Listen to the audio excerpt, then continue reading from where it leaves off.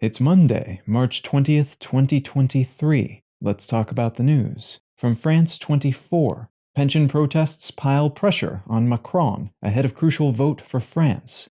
Today, the French National Assembly is scheduled to work through no-confidence motions filed against President Macron's government, following his bypass of Parliament to push through an incredibly unpopular pension reform scheme. That strategy of bypassing a vote on this scheme, which among other things would raise the country's retirement age to 64 from its current 62, has a no-confidence vote option attached to it, meaning Macron was able to pass this unpopular motion without a vote, and there are increasingly significant protests throughout the country in response to this proposed reform. But Parliament now gets to vote on whether or not his government should remain in power. There's a chance this gambit will succeed then, without having to go through the full parliamentary process to make it happen. But there's also a chance he will be ousted. His party lost its majority in the lower house last year, so this is not impossible, though it's considered to be unlikely, as an alliance between multiple, diametrically opposed parties would be required to kick him out of office.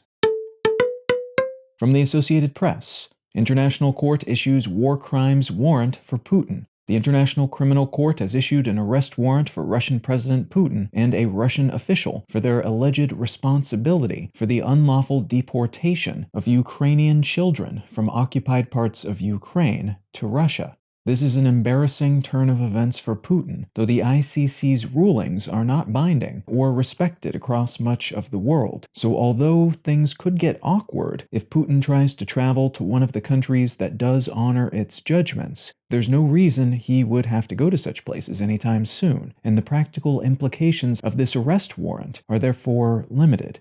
This announcement has reportedly served as a cause for celebration in Ukraine, though, where 16,226 children have been officially tallied as taken by Russians, only 308 of which have been thus far retrieved.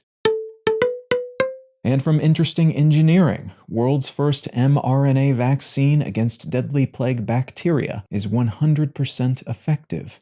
Researchers in Israel have reportedly developed an mRNA-based single-dose vaccine that is 100% effective against a type of lethal bacterial infection often called the plague. There are still cases of the plague reported mostly in parts of Africa, Asia, and South America, though also periodically in the United States each year. And while this particular bacteria is still pretty rare and not a hugely pressing target for modern pharmaceuticals, this success suggests that we might soon be able to target other bacteria, including those that have become antibiotic resistant, using this same technique, which would be a pretty big deal, as mRNA vaccines have been shown to be highly effective and generally safe, and antibiotic resistance is a growing and truly worrying problem.